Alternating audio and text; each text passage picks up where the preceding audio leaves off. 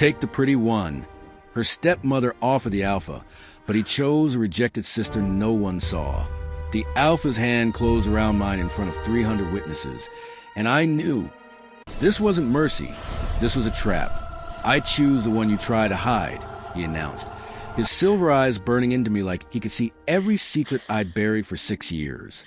My stepsister, the beautiful one, stood frozen in humiliation while the most dangerous man in 3 territories claimed me, the invisible girl no one wanted. And I had exactly 10 seconds to decide if I was walking into freedom or my own execution. You know what the worst part about being invisible is? It's not that people don't see you. It's that you start believing you deserve it. How many times have you made yourself smaller to avoid conflict, accepted less because you thought that's all you were worth? If that hits too close to home, hit that like button so I know I'm not alone in this. And drop a comment telling me where you're watching from. I read every single one. Subscribe because Alara's story is just beginning. And trust me, you don't want to miss what happens when the invisible girl finally learns to fight back.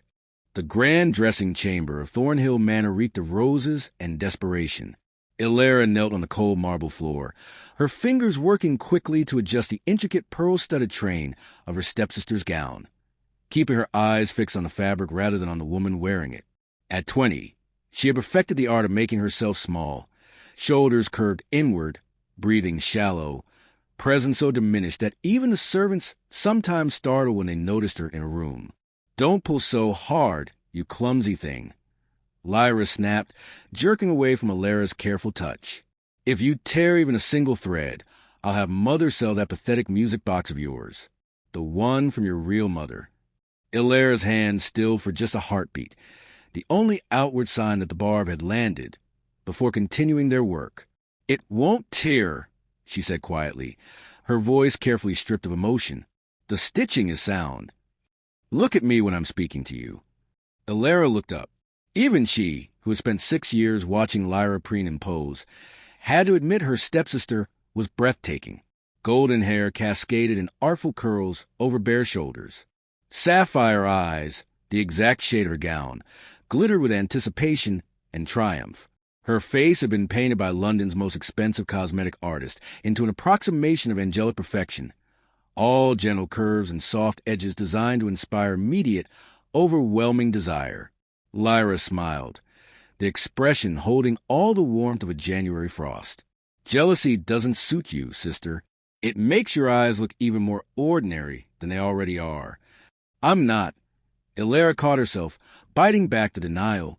Denying anything only made it worse. "The train is finished. Then get out of my sight. Go put on whatever dreadful thing Mother selected for you, and try not to embarrass the family more than your mere presence already does." Alara rose smoothly, years of practice allowing her to stand on the floor without using her hands or making an ungraceful scramble. She dipped into a small curtsy. She'd learned that minor acts of deference shortened the encounters, and slipped toward the adjoining dressing room. "Oh, and Alara?" She paused at the doorway but didn't turn around.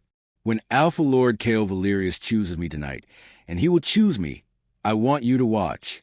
I want you to see what happens when a man encounters real beauty. Consider it an educational experience." "Yes, Lyra." The adjoining room was smaller, plainer, and blessedly empty. Alara closed the door and allowed herself exactly 5 seconds of stillness, pressing her back against the wood and letting her eyes fall shut. She would not cry. Crying required privacy. She didn't have an energy she couldn't afford to waste. The gown laid out for her was, predictably, the worst of her limited wardrobe, a dove-gray silk that had been her stepsister's 3 seasons ago, altered to fit Alara's slightly shorter, slighter frame. The color washed out her already pale complexion, and the style was 2 years out of fashion. But it was clean and intact, and that was more than she'd had for some occasions. She dressed herself efficiently, having long ago stopped expecting her stepmother to assign her a lady's maid for important events. Her dark hair, not the fashionable golden blonde that Lyra possessed, but a deep chestnut that Lady Seraphina called disappointingly common, she pinned into a simple knot at the base of her neck. No flowers, no jewels, no ornamentation of any kind. In the mirror, she looked exactly like what she was. A young woman trying desperately not to be noticed. Perfect. She had just finished fastening her mother's single pearl earring. She only had one. Lyra had accidentally dropped the other down a drain 2 years ago, when her stepmother swept into the room without knocking. Lady Seraphina Thornhill was handsome in the way a well-bred mare was handsome, all clean lines and obvious value. She assessed Alara with the same expression she might use to evaluate a piece of furniture being considered for the servants' quarters. "That will do," she announced, though her tone suggested it very much would not do, but that she long ago stopped expecting better. "Remember your instructions for this evening." "Yes, Lady Seraphina." Alara kept her eyes appropriately lowered.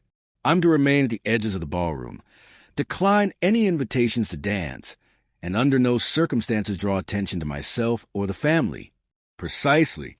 Tonight is about Lyra securing her future, our future. The Thornhill name will be elevated beyond measure when she becomes Luna, to the most powerful alpha in 3 territories." Seraphina's expression turned calculating. "Lord Cale Valerius has refused every suitable match for 4 years. He's rumored to be impossibly selective, brutally intelligent, and utterly ruthless. But he's also wealthy beyond measure and commands absolute loyalty from one of the largest packs in the realm." Alara knew all of this already. The entire household had spoken of nothing else for weeks.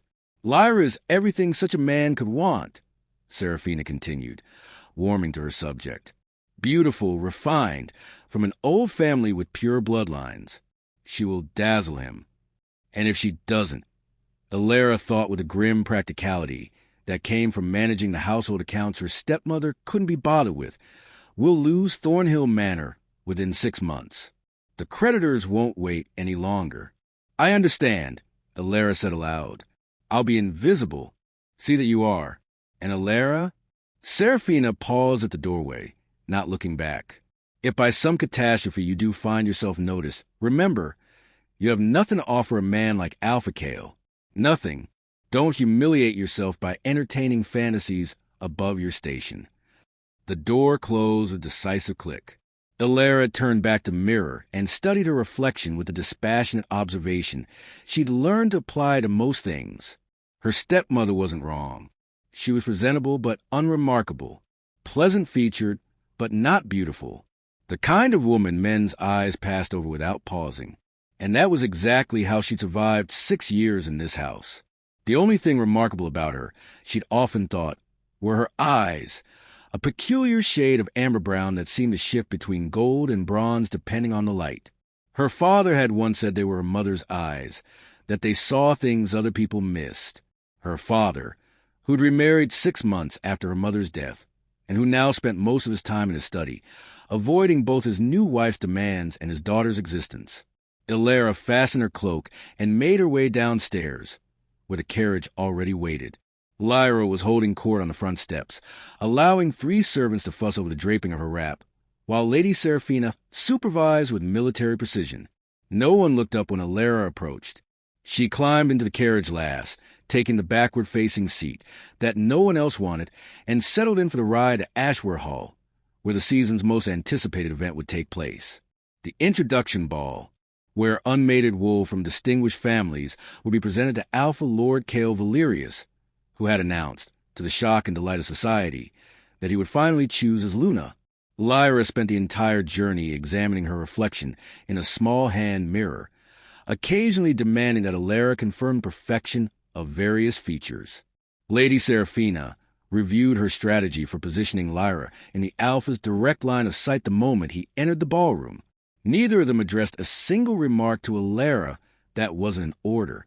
By the time they arrived at Ashworth Hall, Alara's face had settled into the pleasant, empty expression she wore to all social functions, a mask that suggested she was present in body, but utterly inconsequential in spirit. The ballroom was already crowded with London's finest families, all of them clearly harboring the same desperate hope that Lady Seraphina carried. Daughters primped and posed like exotic birds displaying their plumage. Mothers formed strategic clusters near the main entrance. Fathers discussed politics and pretended they weren't calculating their daughter's worth in terms of pack alliances. Alara found her designated spot, a small chair partially hidden behind an elaborate floral arrangement, and settled in to observe. She was exceptionally good at observing. It was how she'd learned that Lord Pemberton's smile never reached his eyes when he discussed his charity work. How she'd noticed that the new stable master was skimming money from the household accounts. How she discovered that Lyra's most devoted suitor from last season was already secretly married to a shopkeeper's daughter. Information, her mother had once told her, was a form of power available to those who knew how to look.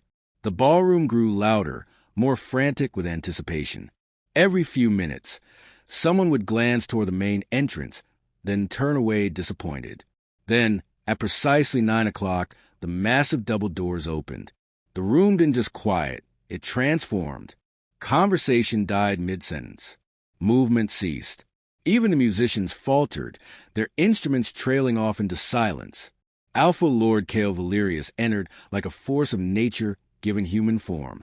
He was tall, taller than any man in the room, with shoulders that suggested brutal physical power barely contained within the civilized lines of his formal black coat. His hair was dark, almost black, worn slightly longer than fashion dictated. His face was all sharp angles and uncompromising lines, handsome in the way a blade was handsome, beautiful and dangerous in equal measure.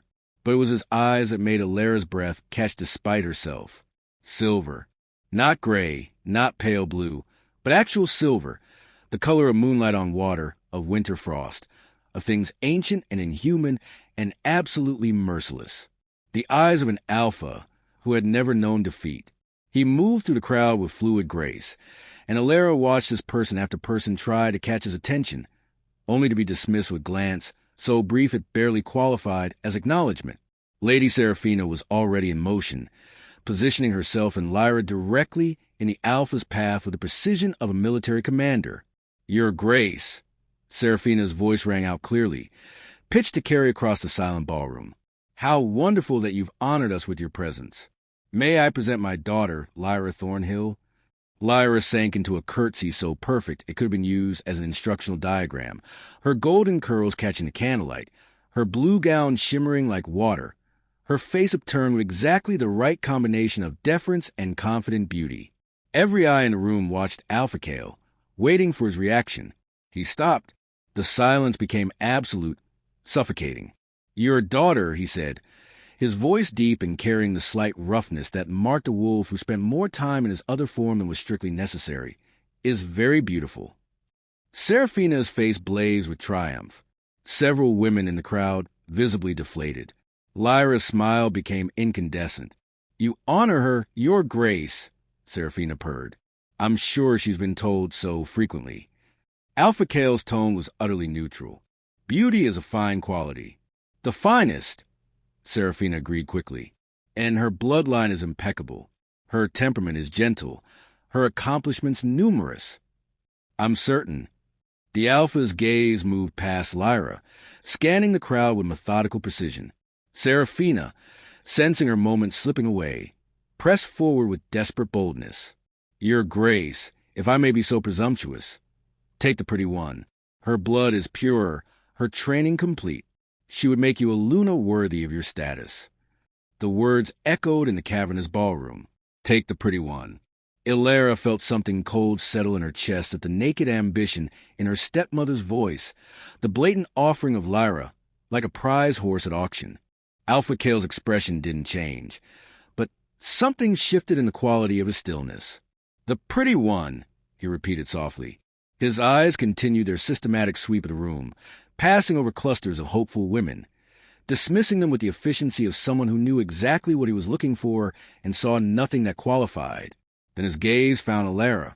She felt the impact of it like a physical thing, a weight, a pressure, a sudden and terrifying focus that made her understand why grown men fear this Alpha. She should look away, lower her eyes, demonstrate submission and respect. She couldn't, because in that frozen moment, she saw something in those silver eyes that made absolutely no sense. Recognition. Alpha Cale began moving again, but not toward Lyra. He walked past Lady Seraphina, past a beautiful, perfect daughter being offered him like a gift, his attention fixed with absolute certainty on the plain, overlooked girl hiding behind the flowers. The crowd parted before him without being asked. Alara's heart hammered against her ribs. This was wrong. This was some kind of mistake. He couldn't possibly be. He stopped directly in front of her chair. Up close. He was even more overwhelming, radiating power and danger and an intelligence that suggested he saw straight through every defense she'd ever constructed. "Stand up," he said quietly. It wasn't a request. Illyra stood, her legs somehow supporting her despite feeling like water. Even standing, she had to tilt her head back to meet his eyes. The ballroom had gone so quiet she could hear her own heartbeat.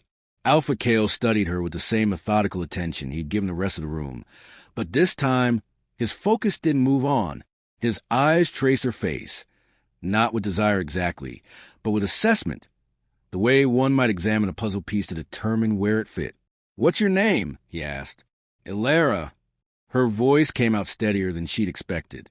"Illyra Thornhill." Something that might have been satisfaction flickered across his features. The sister, stepsister, she corrected automatically, then immediately regretted speaking. The one they tried to hide. It wasn't a question, but Illyra found herself nodding anyway. Alpha Kale turned, his movement casual but commanding, addressing the entire ballroom with the same ease most men use to address a single person. "I choose the one you tried to hide," he announced, his voice carrying to every corner of the vast room. The silence shattered into chaos. Gasps. Whispers. Somewhere, a woman's shocked laugh. Lady Seraphina's face had gone from triumphant to white with disbelief. Lyra stood frozen, her perfect features twisted into an expression of such pure fury that it transformed her beauty into something ugly.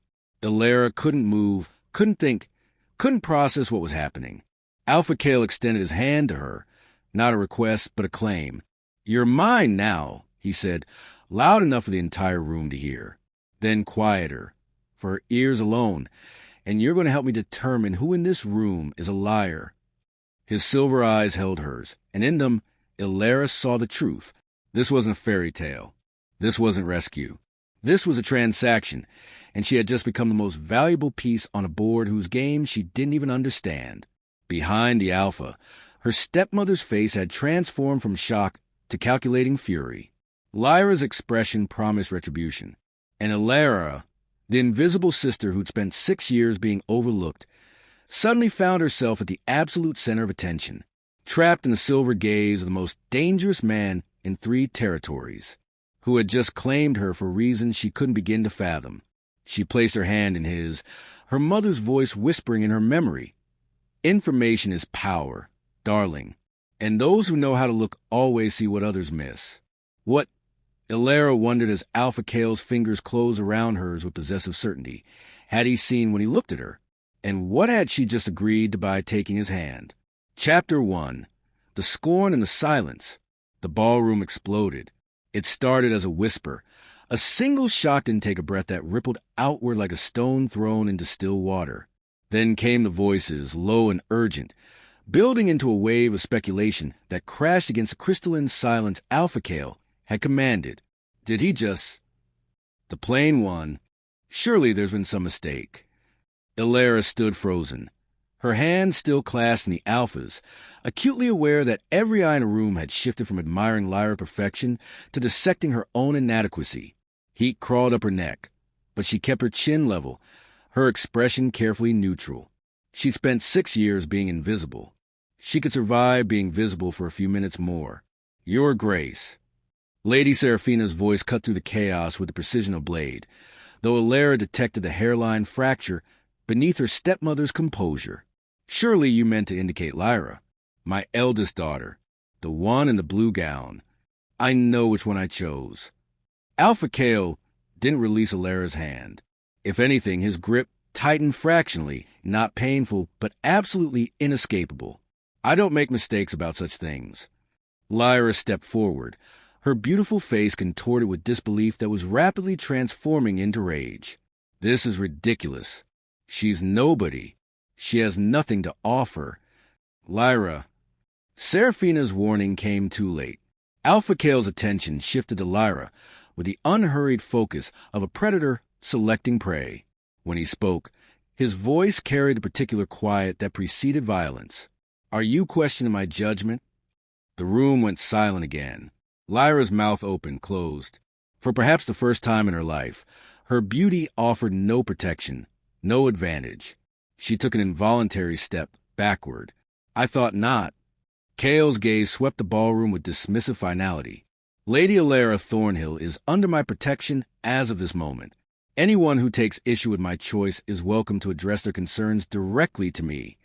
The threat in those words was unmistakable. No one moved. Seraphina recovered first, her expression smoothing into something that almost resembled graciousness, though her eyes promised Alara that there would be consequences for this humiliation. Of course, Your Grace. We are honored. Truly, though perhaps we might discuss the arrangements. There's nothing to discuss. Cale finally released Alara's hand, only to place his palm against the small of her back, a touch that burned through the thin silk of her gown like a brand. The engagement is effective immediately. Lady Alara will come with me tonight. Tonight? The word escaped Alara before she could stop it. He looked down at her, and she saw something flicker in those silver eyes. Amusement, perhaps, or approval at her first sign of resistance. Is that a problem? Everything in her screamed that it was a problem, that she needed time, needed to think, needed to understand what was happening and why this powerful, terrifying man had singled her out for a room full of more suitable choices. But she learned long ago that protesting rarely changed outcomes. It only prolonged the pain. No, she said quietly. No problem. Good. His hand remained against her back, proprietary and warm. Say your goodbyes. Alara turned to face her stepfamily, and found both women staring at her, with identical expressions of fury barely masked by social necessity. We'll discuss this later, Seraphina said, the promise in her voice making it clear that discuss meant something far less civilized. When you come to your senses and realize. She won't be coming back to Thornhill Manor, Cale interrupted with casual finality. Anything she requires will be sent for. You may send her belongings to the pack house tomorrow. He didn't wait for a response. With the lightest pressure against her back, he guided Alara toward the ballroom's main entrance. The crowd parted before them like water before a ship's prow. Alara caught fragments of whispered conversation as they passed. Can't possibly be serious. What could he have seen in her? Thornhill family must be beside themselves. The cool night air hit her face as they emerged into the torchlit courtyard, and Alara drew in a shaking breath, her first since Cale had announced his choice. A magnificent carriage waited, black lacquered, wood with silver fittings that gleamed in the firelight. The pack crest, a wolf's head wreathed in moonlight, was emblazoned on the door. 2 footmen stood at attention, their posture rigid with discipline. Cale handed her into the carriage himself, his touch efficient and impersonal. Then he climbed in after her, and the door closed with a decisive click. The space instantly shrank. The carriage was luxurious, velvet seats, polished wood, silver fixtures, but felt suffocatingly small with the Alpha's presence filling it. He settled across from her, his long legs taking up most of the available space, his silver eyes reflecting the lamplight like a wolf's. The carriage lurched into motion. Alara folded her hands in her lap to keep them from trembling and waited for him to speak. He didn't. Minutes passed. The only sounds of the horse's hooves against cobblestone and the rhythmic creak of the carriage wheels. Cale simply watched her with that unwavering, analytical focus that made her feel simultaneously visible and completely unknown. Finally, she couldn't bear it anymore. Why? The word came out barely above a whisper. Why what? Why me? She forced herself to meet his eyes. You could have chosen anyone in that room. Women are far more beautiful, better connected, with larger dowries and cleaner reputations. So, why did you choose the one person everyone was trying to ignore? Something that might have been a smile ghosted across his features. Because everyone was trying to ignore you. That's not an answer. It's the only one you're getting tonight. He leaned back against the velvet cushions, still watching her. You'll move into the pack house immediately. Tomorrow, we'll discuss the terms of our arrangement. Arrangement? Alara's fingers twisted in her lap. Not marriage. Marriage, he corrected, built on an arrangement. I need something from you, Lady Alara. In exchange, I'll give you something you need. You don't know what I need. Don't I? His head tilted slightly. You need freedom from a family that treats you like a servant. You need security. You need a place where your value isn't measured against your stepsister's beauty. He paused. And you need to stop being invisible. The accuracy of his assessment stole her breath. How? I'm very good at seeing what others miss. His voice dropped lower, intimate in confined space. Just as you are. The carriage slowed, then stopped. Through the window, Ilara caught a glimpse of massive iron gates swinging open, revealing a tree-lined drive that disappeared into darkness. Welcome to Thornwood, Kale said as the carriage rolled forward again. Your new home. Ilara stared out at the looming shadows of what must be an enormous estate, her reflection ghostly in the glass. I have traded one cage for a much more dangerous one, she thought, and the wolf watching her from across the carriage smiled, as if he could read her mind. Chapter 2. The Terms of the Pact. Ilara didn't sleep. She'd been shown to a guest room. Calling a room was like calling the ocean a puddle, with furnishings more expensive than everything in Thornhill Manor combined. A maid had unpacked a single small bag containing her night clothes and toiletries that had somehow materialized from the carriage. No one explained how they'd known to pack for her. At dawn, a different maid arrived with a simple morning dress in deep forest green and a terse message. The Alpha requests your presence in his study. Immediately, request, Ilara thought as she dressed. The word was a polite fiction. The study was on the third floor of the East Wing, down a corridor lined with portraits of previous Alphas, all of them sharing Kale's distinctive silver eyes and the same aura of barely leashed power frozen in oil paint. The door stood open. Kale sat behind a massive desk of dark wood, reviewing documents with the same methodical focus he'd used to examine her in the carriage. Morning light streamed through tall windows, turning his dark hair blue-black and casting his sharp features into high relief. He looked up as she entered. Close the door. Ilara obeyed, then stood just inside the threshold, hands clasped, waiting. Sit. He gestured to one of two leather chairs facing the desk. She sat, keeping her spine straight, her expression neutral. The skills that helped her survive her stepmother's household were serving her well here. Kale set aside his papers and studied her with that unnerving directness. I'm going to be blunt, Lady Ilara. I don't have time for courtship rituals or romantic pretense. I appreciate bluntness. Good. He leaned back in his chair. I need a Luna, not for the traditional reasons, not for alliance, not for bloodline, not for an heir, though that will eventually be expected. I need a Luna who possesses a very specific skill, which is the ability to see past what people want to see. His fingers steepled beneath his chin. You've spent 6 years being overlooked, which means you've spent 6 years observing, watching, learning to read people when they think no one as important is paying attention. Ilara's pulse quickened, but she kept her voice level. That's quite an assumption based on one evening. Is it wrong? She thought of the stable master skimming, Lord Pemberton's false charity, Lyra's married suitor, all the small deceptions she'd cataloged and stored away, because information was the only currency she possessed. No, she admitted quietly. It's not wrong. I thought not. Kale stood, moving to the window with restless energy. My pack is being infiltrated. Someone is feeding information to a rival Alpha. Troop movements, financial details, vulnerabilities. Small things at first, but escalating. 3 months ago, an entire shipment meant for our northern border was ambushed. Last month, a safe house was compromised. You have a traitor. At least one, possibly more. He turned to face her, backlit by the morning sun. I've questioned my inner circle, investigated the obvious suspects, found nothing. Whoever is doing this is skilled at deception. They smile to my face and show all the appropriate loyalty while selling my pack secrets. And you think I can identify them? I think you're immune to the performances most people find convincing. His silver eyes held hers. Beautiful people, charismatic people, powerful people. They've never worked on you because you've never had the luxury of being dazzled. You look deeper by necessity. It was uncomfortably accurate. What exactly are you proposing? Ilara asked. A partnership. You'll be presented as my chosen Luna.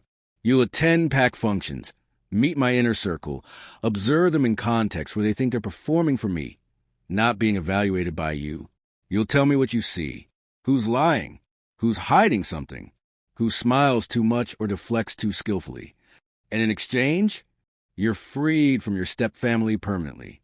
Your father keeps Thornhill Manor. I'll settle his debts myself. You'll have your own income, your own accounts, your own power. He paused. And if you successfully identify my traitor, I'll dissolve the engagement if you wish. You'll be free to live however you choose, with enough wealth to ensure you're never dependent on anyone again. It was a staggering offer. Everything she'd wanted and more, which meant it was dangerous. Why not hire an investigator? Illyra asked, someone trained for this? Because investigators ask obvious questions and make people defensive. Luna observes naturally. Her presence is expected. She's background scenery to most of the pack, especially if she appears to be merely decorative. You want me to be underestimated. I want you to do what you've already been doing your entire life. Only this time, you'll be compensated for it. Illyra stood, needing to move, to think. She walked to the window, looking out over the vast estate grounds where pack members were already training in the distance. My father had no other children, she said quietly. Just me, so there are no siblings to worry about. Then we have simpler terms. She turned to face him. Not quite. I want 3 things added. His eyebrow rose fractionally. Do you? First, guaranteed freedom regardless of whether I identify as your traitor. If this arrangement becomes intolerable for either of us, I can leave with the resources you've promised. Agreed. Second, I want it in writing. A legal contract, not just your word. Done. Third, Illyra lifted her chin. If I'm going to be your Luna in truth, living here, attending functions, playing this role convincingly, then you will treat me with basic respect. Not affection, not romance, but respect. No public humiliation. No casual cruelty. I've had enough of that to last a lifetime. Kale crossed the room slowly, stopping close enough that she had to tilt her head back to meet his eyes. This close, she could see the ring of darker silver around his pupils, could feel the heat radiating from him. You have courage, he said softly, hiding behind flowers and wearing ugly dresses, but courage nonetheless. Is that a yes? It's a yes. He extended his hand. Do we have an agreement, Lady Illyra? She looked at his hand, larger than hers, marked with faint scars, capable of both protection and destruction. She thought of Lyra's cruelty, Seraphina's disdain, the suffocating walls of Thornhill Manor and the future that awaited her there. Slow erosion until there was nothing left of herself. This was a cage, too, but it was a cage with terms, with an exit, with the possibility of something beyond mere survival. Illyra placed her hand in his. We have an agreement. His fingers closed around hers, warm and sure. Then welcome to the pack, my Luna. Your belongings arrived this afternoon. His smile held sharp edges. I suggest you rest. Tonight, you meet my inner circle. Tonight, no time like the present. He released her hand. One of them is lying to me. Illyra, I need you to tell me who. As she left the study, Illyra realized she'd just agreed to hunt a traitor among wolves who would tear her apart if they discovered what she was really doing. She'd traded invisibility for the most dangerous spotlight imaginable, and somehow the prospect terrified and exhilarated her in equal measure. Chapter 3, The Hostile Welcome. The inner circle gathered in what Kale called the council room, a vast space dominated by a table carved from a single enormous oak, its surface marked with what looked like centuries of use. Illyra counted 8 people, not including Kale, all of them watching her with expressions ranging from skepticism to outright hostility. This is Lady Illyra Thornhill, Kale announced without preamble. My chosen Luna. She moved into pack house today. The silence that followed was glacial. A woman stood from the far end of the table, tall, muscular, with copper hair pulled into a severe braid and eyes the color of autumn leaves. Everything about her posture screamed dominance, barely restrained by discipline. Beta Marin Ashford, Kale said by way of introduction. my second in command. Marin's gaze raked over Alara like a blade, seeking weakness. The Thornhill girl, the one they hid behind the flowers. Yes. Alara kept her voice steady despite the obvious disdain. No pack connections. No alpha blood. No combat training. Marin's lip curled. What exactly qualifies you stand as Luna to the strongest pack in 3 territories? Marin. Kale's warning was soft but unmistakable. She dressed in a simple day gown and wandered the pack house's corridors, learning its layout, its rhythms. The building was waking. Servants moving quietly through halls, the distant clatter of kitchen preparations, voices from the lower levels where the unmated wolves kept quarters. A side door stood ajar, spilling gray pre-dawn light across the marble floor. Curiosity drew her outside onto a stone terrace overlooking the training grounds. Below, perhaps 30 wolves ran drills, combat formations, tactical exercises, the orchestrated chaos of warriors honing their skills. But it was the solitary figure at the far edge of the grounds that caught her attention. Kale, alone, moving through what looked like a meditation routine with devastating precision. Each movement flowed into the next, part combat form, part ritual, wholly mesmerizing. He wore only loose training pants, his torso bare despite the morning chill, and Alara could see the intricate scars mapping his skin like a history of violence survived. Then she saw what he was facing. A memorial stone, granite waist-high, with names carved into its surface. Kale finished his routine and dropped to one knee before the stone, his head bowed, lips moving in words too quiet to hear from this distance. Alara knew she should leave. This was private, sacred, but she couldn't look away. The Blackwood Massacre. Alara, startled, turned to find Marin standing behind her, 2 steaming cups in hand. The beta's expression was unreadable. I'm sorry, I didn't mean to intrude. You weren't. Marin handed her one of the cups. Tea, fragrant with herbs. You're Luna. You have a right to be anywhere in pack territory. She nodded toward Kale. He does this every morning. Has for 3 years. What happened? Marin was silent for so long Alara thought she wouldn't answer. Then, ambush. We were negotiating a treaty with the Blackwood pack. Smaller territory, but strategic location. Kale brought 12 of his best warriors as an honor guard. Me, Thorn, Garrett, others. Her jaw tightened. Someone leaked our route. Blackwood Alpha had been paid to eliminate Kale. We walked into a trap. Alara's chest constricted. How many? 17 dead. 8 from our side, including 2 of Kale's childhood friends. 9 from theirs, including their alpha. Marin's eyes never left Kale's kneeling form. Kale fought like something possessed. Saved the rest of us. But afterward, when the bloodlust faded, and he saw what it had cost, she took a long drink of tea. He commissioned that memorial, carved every name himself. Blackwood wolves included.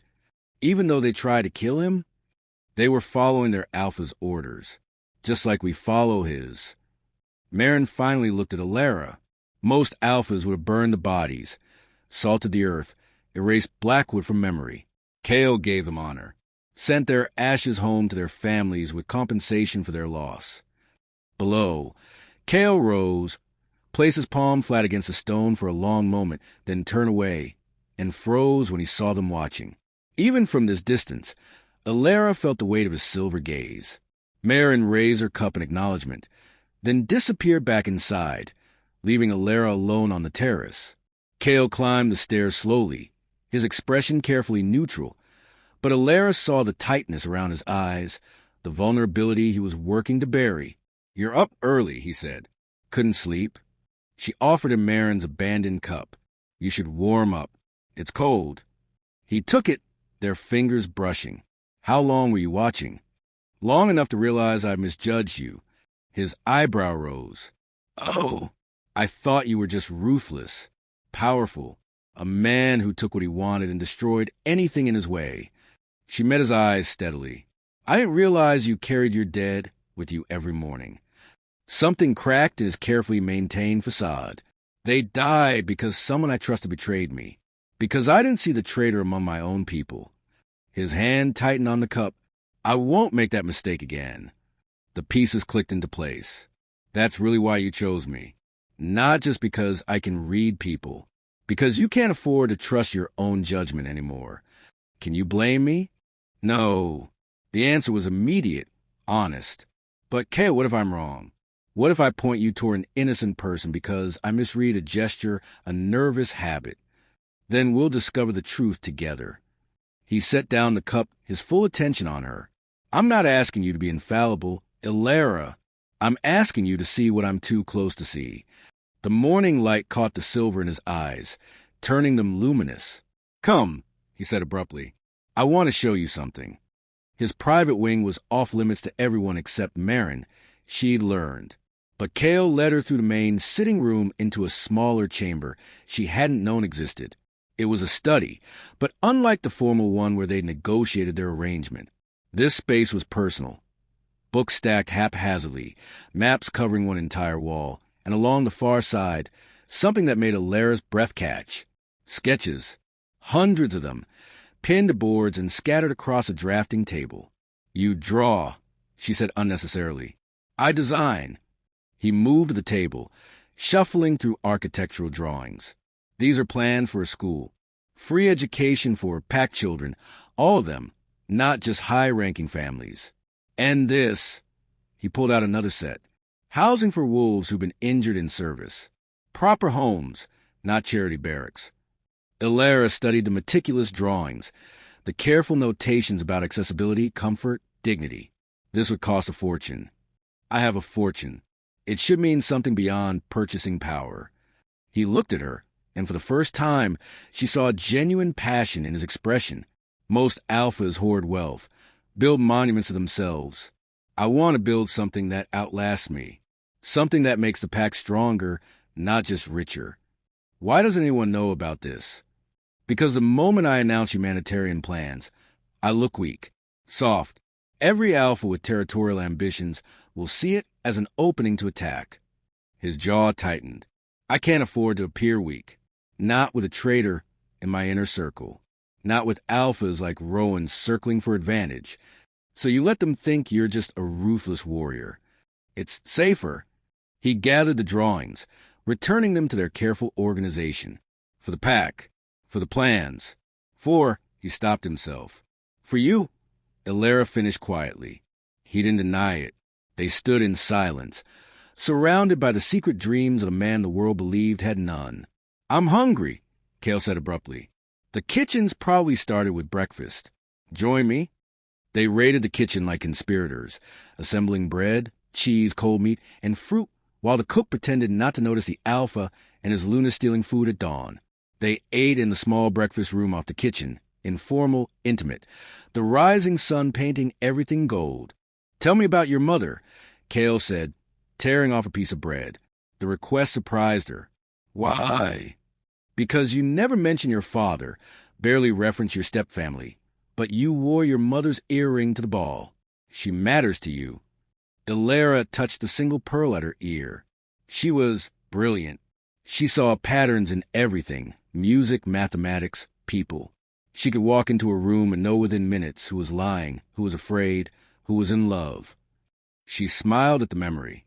She made observation into an art form. She taught you.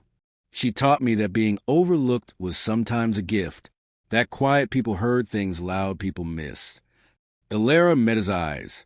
She died when I was 14. My father remarried within 6 months. I don't think he ever recovered from losing her. Serafina was just a replacement, a poor one, and you became invisible to survive her. Yes. Kale leaned back in his chair, studying her with that unnerving focus. What would your mother think of this arrangement? Ilara considered. She'd probably tell me I was playing a dangerous game. Then she'd ask what I was learning from it. And what are you learning? That you're more complicated than you let anyone see. That you carry guilt like armor. That you're trying to build something better, while everyone expects you to be a weapon. She paused. And that you're lonely. The words hung between them. Too honest, too raw. Kale's expression didn't change, but something shifted in his eyes. Lonely, he repeated softly. Is that your professional assessment, Lady Alara? It's my personal observation. And you? Are you lonely in your new cage? The question caught her off guard. I don't know yet. Ask me again in a month. His smile was slight, but genuine. Fair enough. They finished eating as the sun climbed higher, the conversation drifting to safer topics. Books they'd read, places they'd traveled, the absurdity of social conventions they both despised. It was easy, natural, the way talking to a friend felt. Except Kale wasn't her friend. He was her alpha, her employer, the man she'd agreed to help hunt traitors while pretending to be his devoted Luna. But looking at him across the small table, sunlight catching in his dark hair, his guard lowered for perhaps the first time since she'd met him, Alara felt the first dangerous stirrings of something that had nothing to do with their arrangement, and everything to do with the complicated, lonely, brilliant man beneath the alpha's ruthless exterior. Chapter 6. Sabotage and Scrutiny. The grand gathering hall blazed with light and noise. Over 200 pack members assembled to witness the formal negotiations between Kale and Alpha Rowan of the Northern Pack. Alara stood beside Kale at the head table, wearing a gown of deep crimson silk that Marin had selected with a terse comment. Your Luna. Looked like it. Alpha Rowan was everything Kale wasn't. Charming, gregarious, quick to smile and quicker to touch.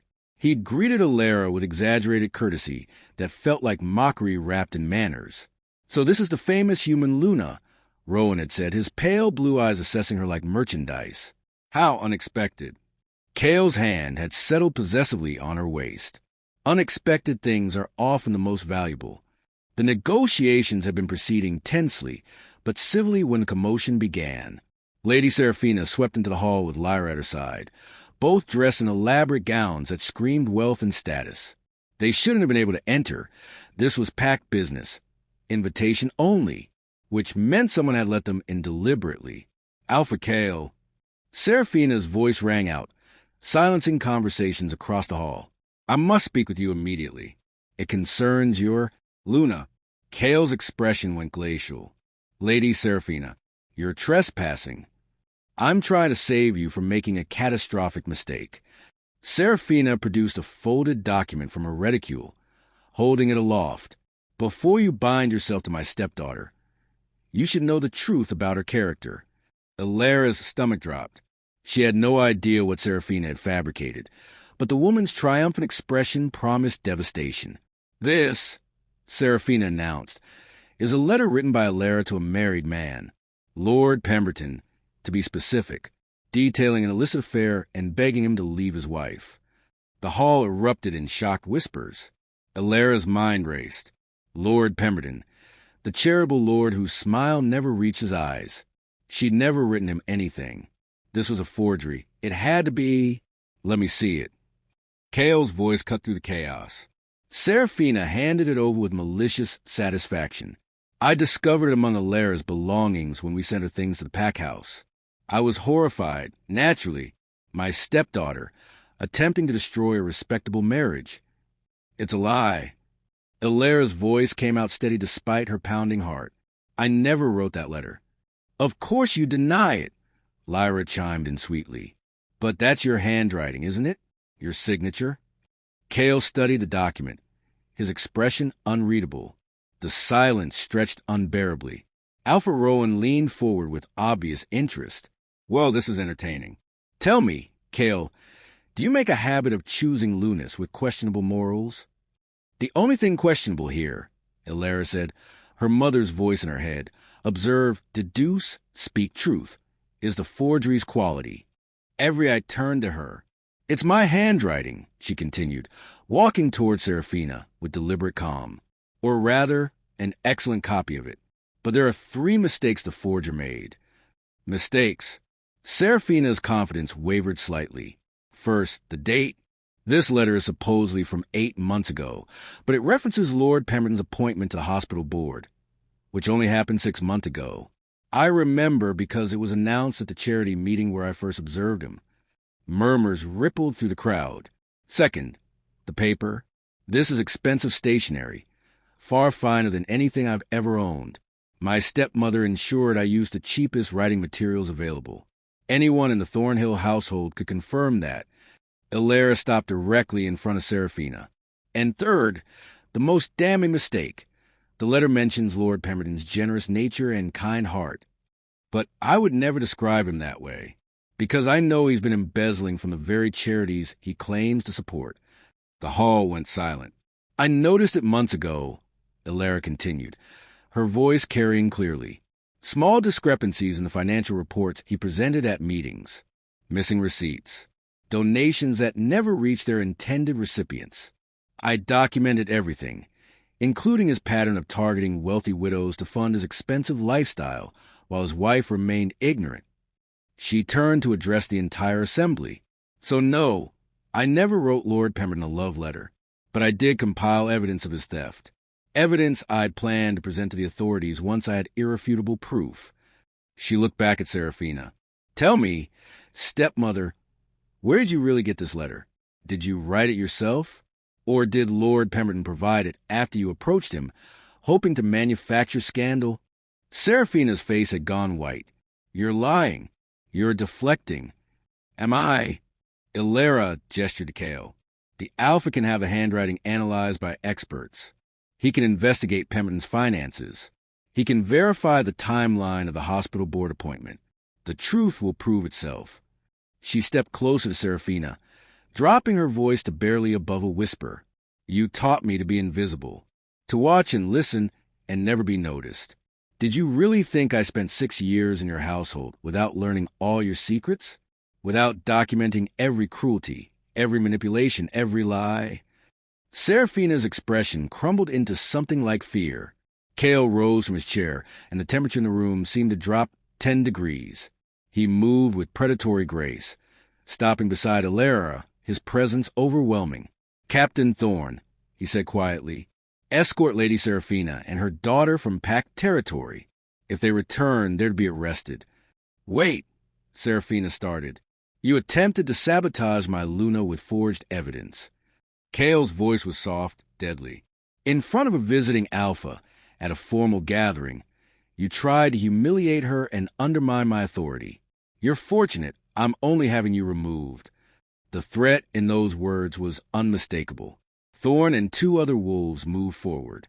Seraphina and Lyra were escorted out, Lyra shooting Illyra a look of pure venom. The moment they were gone, Kale turned to the assembly, his hand moving to the back of Illyra's neck in a possessive grip that made her breath catch. Let me be absolutely clear, he announced, his voice carrying to every corner of the hall. Lady Illyra is my chosen Luna, my mate. Anyone who questions her character questions me. Anyone who attempts to sabotage her makes an enemy of this entire pack. His fingers tightened slightly against her skin. She is mine, under my protection, and I protect what's mine with absolute ruthlessness. The word sent heat flooding through Illyra's body, not just from the public claiming, but from the barely leashed possessiveness in his tone. This wasn't performance. This was real. Alpha Rowan's laugh broke the tension. Well, I see why you chose her, Kale. She's got steel under that quiet exterior. He raised his glass. To the Luna who fights her own battles. The pack echoed the toast, tension dissolving into approval, but Illyra barely heard it. She was too aware of Kale's hand on her neck, his body beside hers, the electric current running between them. When the gathering finally ended hours later, Kale escorted her to her chambers in silence. At her door, he paused. How did you know, he asked, about Pemberton's embezzlement? I didn't, not for certain. She met his eyes. But I knew he was wrong, the same way I know Garrett is wrong. And I gambled that Seraphina wouldn't have verified her source carefully. She was too focused on destroying me to question whether Pemberton was trustworthy. Kale's expression shifted into something like admiration. You turned her weapon against her. I learned from the best. Illyra's hand moved unconsciously to her neck, where she could still feel the ghost of his touch. Thank you for defending me. I wasn't offending you. His voice dropped lower, intimate. I was defending what's mine. The possessiveness in those words should have frightened her. Instead, it sent a shiver of something dangerously close to desire down her spine. Kale. He stepped closer, crowding her against the door, his hand bracing beside her head. You were magnificent tonight, brilliant and fearless and absolutely devastating. His eyes searched hers. Do you have any idea what that did to me? Watching you dismantle her lies with pure intellect. Illyra's heart hammered. We have an arrangement, a partnership. This isn't it? His thumb brushed her jaw. Tell me you don't feel this. Tell me it's still just business. She couldn't, because it would be a lie. And she just spent the entire evening proving she was done with lies. It's complicated, she whispered. Everything worth having is complicated. He leaned closer, his breath warm against her skin. I should let you rest. You should. Neither of them moved. Finally, with visible effort, Cale stepped back. Good night, Illyra. He walked away, leaving her trembling against the door. Inside her room, Illyra pressed her fingers to her lips, trying to steady her breathing. Mine, he'd said, with conviction, with heat, with something that felt terrifyingly like truth. And the most dangerous part? She was starting to want to be his. Chapter 7. The True Traitor. The alarm bell shattered the pre-dawn silence. 3 sharp rings that sent the entire pack house into chaos. Illyra was still pulling on her robe when Marin burst through her door. War room. Now, the Alpha needs you. The war room was pandemonium. Cale stood at the center, issuing orders with lethal precision, his expression carved from stone. Eastern Patrol hasn't reported in. For hours overdue, he said the moment Illyra reached him. Supply convoy was diverted. Someone changed route orders. And our emergency protocols have been sabotaged. His jaw tightened. This is coordinated. Someone with tactical access. Illyra's stomach dropped. The inner circle. Yes. He gestured to the assembled captains, Thorne, Garrett, 2 others. Walk me through today's events. Everything. Captain Thorne stepped forward. I filed patrol schedules this morning. Standard rotation.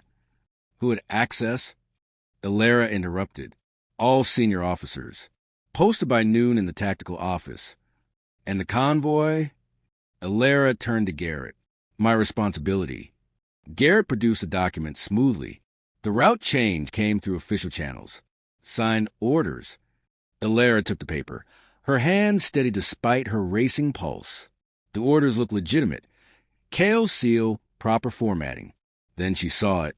This is dated today, she said slowly. But the ink is old. 3, maybe 4 days. You can see the absorption pattern in the paper fiber. The room went silent. Garrett's expression didn't change. You're mistaken. Show us your pockets, Cale said quietly. For 1 heartbeat, Garrett's mask held. Then calculation flickered across his features, and he lunged, not for the door, but for Illyra. Cale intercepted him with brutal efficiency. They crashed to the floor, Garrett shifting partially before Cale's hand locked around his throat.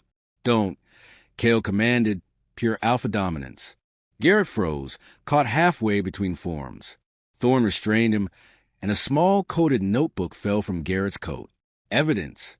The Eastern Patrol, Cale said, already moving.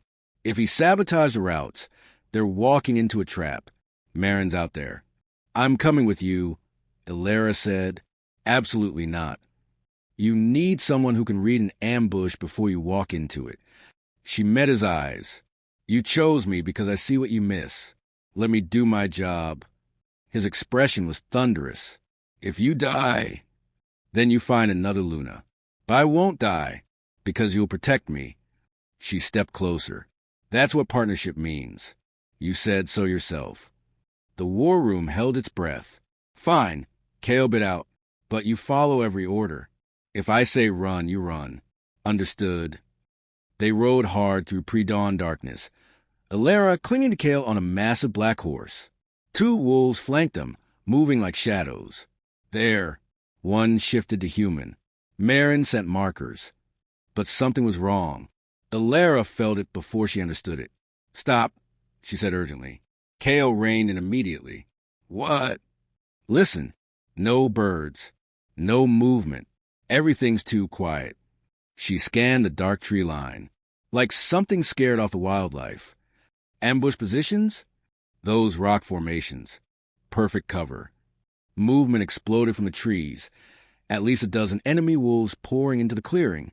Behind them, Marin and 4 others, wounded, held at weapon point. A man stepped forward, radiating predatory power. Alpha Kale. How predictable. Let them go, Marcus, Kale said with lethal calm. Where's the leverage in that? Marcus smiled. You're going to surrender Eastern territory rights. Sign the documents. Then maybe your Beta and Luna leave alive. Illyra studied his positioning, his wolves' formation. He's lying, she said quietly to Kale. Look at the formation. They're positioned for elimination, not exchange. Kale's hand found hers. Squeeze once. Trust. You want the territory? Kale called out. Come and take it. Then chaos. Kale shifted.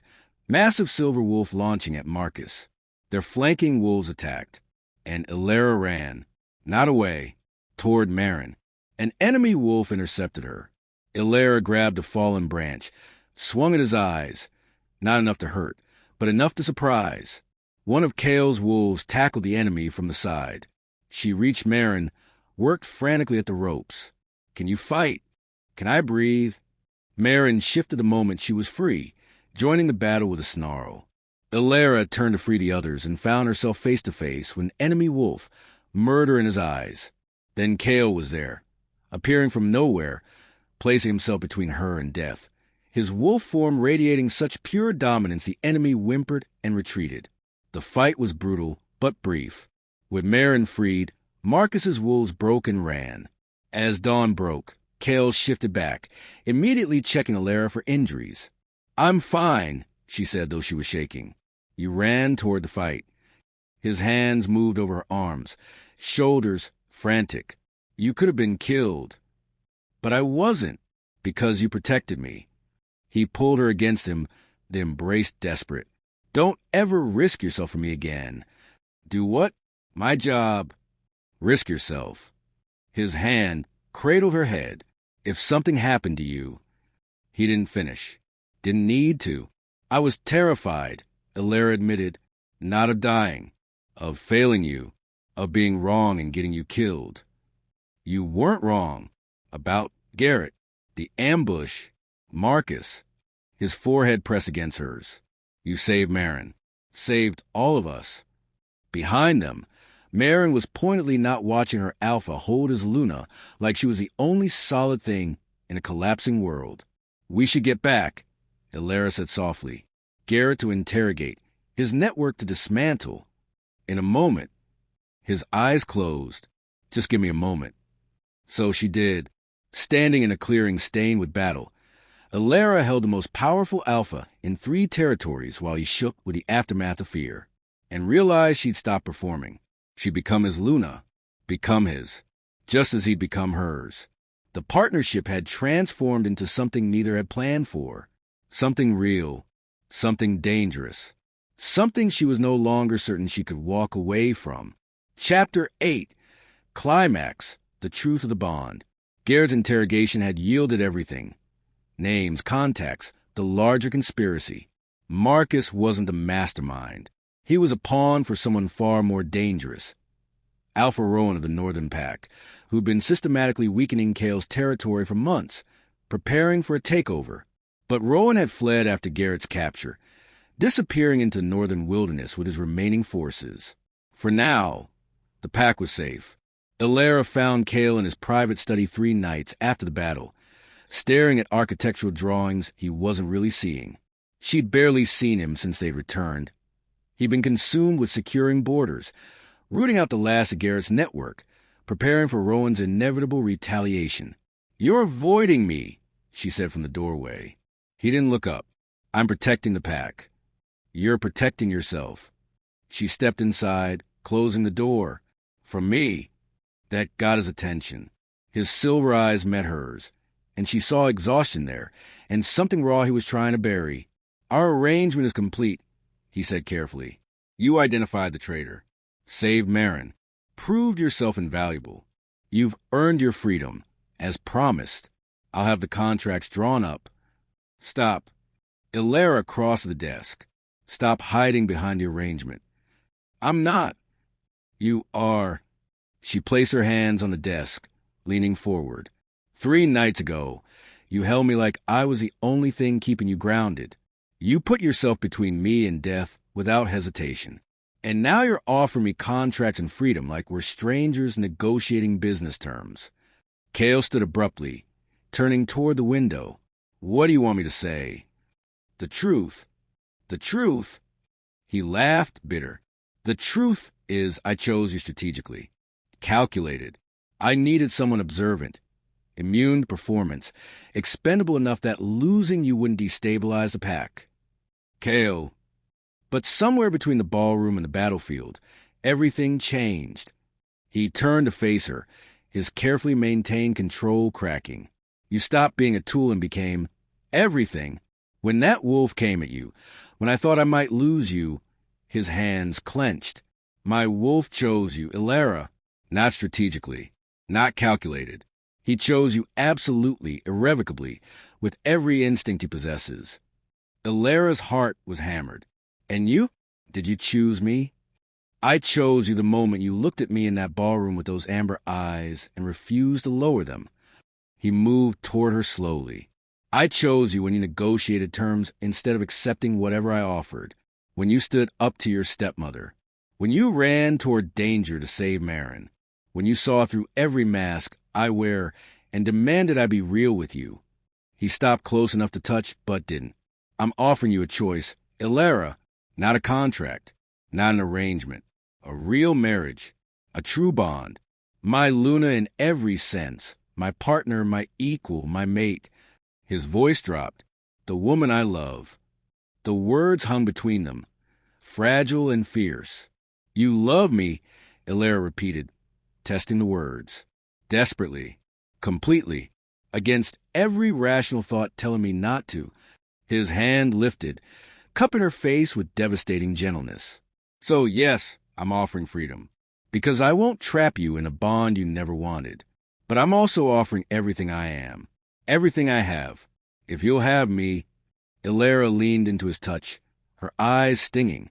I stopped wanting freedom somewhere between the library and the war room, between watching you mourn your dead and design schools for children. She placed her hand over his heart. I want this. You, the complicated, brilliant, impossible man who chose the invisible girl and taught her to be seen. Ilara, I love you, she said. I don't know when it happened, but... He kissed her, not the strategic claiming of the ballroom, not performance. This was raw, desperate, real, his hands cradling her face like she was precious, his mouth moving against hers with barely restrained need. Ilara kissed him back, her fingers tangling in his hair, years of invisibility shattering under the weight of being utterly, completely seen. When they finally broke apart, both breathing hard, Cale pressed his forehead to hers. Say yes. Be my Luna, my mate, my... The window exploded inward, glass shattered everywhere. Ilara screamed as Cale shoved her behind him, already shifting. The silver bolt caught him mid-transformation. Wolfsbane. Ilara recognized a distinctive silver-green coating as Cale collapsed, his shift incomplete, his body convulsing. Alpha Rowan stepped through the broken window, flanked by 2 massive wolves. Did you really think I'd run? I've been planning this for 2 years, Cale. I'm not leaving without your territory. He raised a silver blade, moving toward Cale's vulnerable form. Ilara didn't think. She grabbed the first thing her hand found, a heavy bronze statue from Cale's desk, and swung it with everything she had. It connected with Rowan's temple. He staggered, shocked. Ilara placed herself between Rowan and Cale, the statue raised like a weapon, her entire body shaking but her voice steady. You want him? You go through me first. Rowan laughed. You're human. Fragile. One blow. Then strike. Ilara's amber eyes blazed with something they'd been building for 20 years. Every moment of invisibility, every humiliation, every time she'd accepted being overlooked. But know that I'm the Luna of this pack. I've stared down my stepmother, outmaneuvered a traitor, and survived a battlefield. I'm not afraid of you. Behind her, she heard Cale moving, fighting the Wolfsbane's effects. She just needed to buy him time. You think you're protecting him? Rowan moved closer. You think standing there with your little statue makes you dangerous? No. Illyra's grip tightened. But love makes me dangerous. And I love him enough to die protecting him. Rowan's wolves moved to flank her. Illyra run. Kale's voice strained, fighting to shift. She didn't run. She charged. The statue caught the first wolf across the jaw. Her momentum, desperate, reckless, surprised Rowan long enough for her to rake her nails across his eyes. It wasn't enough. Couldn't be enough against an alpha's strength. But it was enough time. Kale surged upward, his shift finally complete despite the wolfsbane, his massive silver wolf form crashing into Rowan with the fury of an alpha protecting his mate. The fight was brutal and fast. Rowan's wolves fled when they realized their alpha was losing. Rowan himself barely escaped the window, bloodied and defeated. As silence fell, Kale shifted back, immediately reaching for Illyra. You attacked an alpha with a statue. It was a very heavy statue, she said, then started laughing, slightly hysterical, adrenaline crashing. I can't believe I just... He kissed her again, fierce and claiming. You defended me, fought for me, stood against an alpha when you should have run. Partnership, she whispered against his mouth. I told you, that's what it means. No. Kale pulled back enough to meet her eyes. That's what love means. Outside, pack wolves were rushing toward the study, drawn by the commotion. But in that moment, standing in broken glass with wolfsbane still in the air and victory hard won, Illyra and Kale held each other. The invisible girl and the lonely alpha. The strategic arrangement that became absolute truth. The bond that saved them both. Chapter 9, Resolution, the Scene Sister. Morning light flooded the great hall, where the entire pack had assembled. Word of last night's attack had spread like wildfire, the Luna defending the alpha with nothing but a bronze statue and sheer determination. Illyra stood before the massive crowd, wearing a gown of silver and midnight blue, the pack's colors. Her hand rested in Kale's, his grip steady and sure. Marin stepped forward, carrying the ceremonial chalice. The pack gathers to witness the formal bonding of Alpha and Luna, she announced, her voice carrying to every corner. But before the ritual, the Luna must speak. She must declare her commitment before those she would lead. This was the moment. Illyra could still walk away, their arrangement fulfilled, her freedom secured. She had everything she'd originally wanted. Everything except the one thing that mattered most. She released Kale's hand and stepped forward alone, facing 200 pairs of eyes that had once dismissed her as the plain, unremarkable human their alpha had inexplicably chosen. 3 weeks ago, she began, her voice steady. I was invisible, the rejected sister no one saw. I'd spent 6 years making myself small, quiet, forgettable. It was survival. It was safety. She paused, meeting eyes throughout the crowd. When Alpha Kale chose me at the introduction ball, I thought it was a mistake, or strategy, or perhaps cruelty, choosing the one person everyone tried to hide to prove his power. Nervous laughter rippled through the assembly, but he saw something I'd stopped seeing in myself. Value, strength, the ability to look past what people want to be seen and recognize the truth underneath. She glanced back at Kale, who watched her with those silver eyes that had learned to see her completely. He didn't choose me despite my invisibility. He chose me because of what I learned while being overlooked. She turned back to the pack. I came here expecting a transaction, freedom in exchange for service. But I found something I never expected. Purpose, partnership, a place where being seen wasn't dangerous, but essential. Her voice strengthened. Last night, I defended my alpha not because our arrangement required it, not because I was performing the role of Luna. I defended him because I love him, because he's worth fighting for, because this pack, all of you, are worth fighting for. She saw Marin nod slightly, approval in her fierce eyes. Saw Captain Thorne's grudging respect. Saw wolves who questioned her suitability, now watching with something like acceptance. I'm not a warrior. I can't shift. I'll never have a wolf's strength or instincts. Illyra lifted her chin. But I can see truth. I can stand beside your alpha with honesty and intelligence. I can help build the schools he dreams of, the homes for wounded warriors. The future he's trying to create beyond just survival. She walked slowly through the crowd, meeting eyes, connecting. I promised to leave with the same observation that helped me survive being invisible. To see each of you, not just rank or power, but truth. To judge fairly. To protect fiercely. To stand beside Alpha Kale as his equal and partner. She stopped before an older female wolf near the back, one who'd been vocally opposed to her appointment. I promised to earn the respect I'm asking for, not demand it because of my position, but prove it through my actions. The woman studied her for a long moment, then inclined her head. The Luna who charges alphas with statues has my respect already. Laughter, warm this time, genuine, echoed through the hall. Ilera returned to Kale's side, her heart pounding. I accept this bond not for freedom, but for love. Not for escape, but for home. I choose you, Alpha Kale Valerius. And I choose this pack as my own. The hall erupted in howls. The pack's traditional acceptance, the sound raising the hair on her arms. Kale's expression held pride, love, and something that looked like awe. Well spoken, my Luna. Marin raised the ceremonial chalice. The ancient words bind Alpha and Luna as one. Blood to blood, soul to soul, until the last star falls. She offered the chalice to Kale first. He drank, then passed it to Ilera.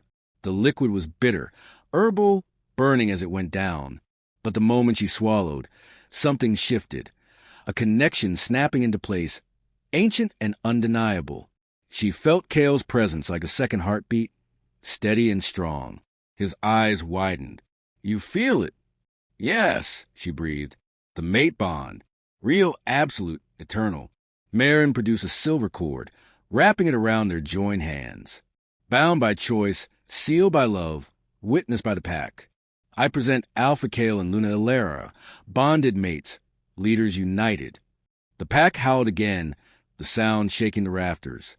Kale pulled Ilera against him, kissing her before the entire assembly, not claiming or performance, but celebration. Pure joy.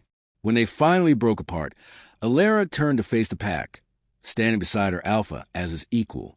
Marin leaned close. Welcome home, Luna. Truly. That evening, Ilera stood in Kale's private wing.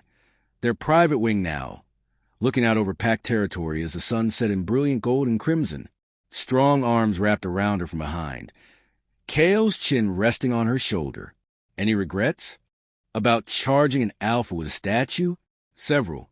About bonding with you? She leaned back against his chest. None. Your stepmother sent a letter, he murmured, requesting an audience. Burn it. Already did. She felt his smile against her neck, though I did send a response, informing her that her debts are paid in full. Thornhill Manor is secure, and she's never to contact you again under penalty of trespassing. Ilera turned in his arms. You didn't have to do that. Yes, I did. She doesn't get to hurt you anymore. Not while I'm breathing. The possessiveness in his voice still sent heat through her, but now she understood it for what it was. Not control, but protection. Not ownership, but partnership. The schools, she said, your humanitarian projects. We should announce them. Let the pack see that side of you.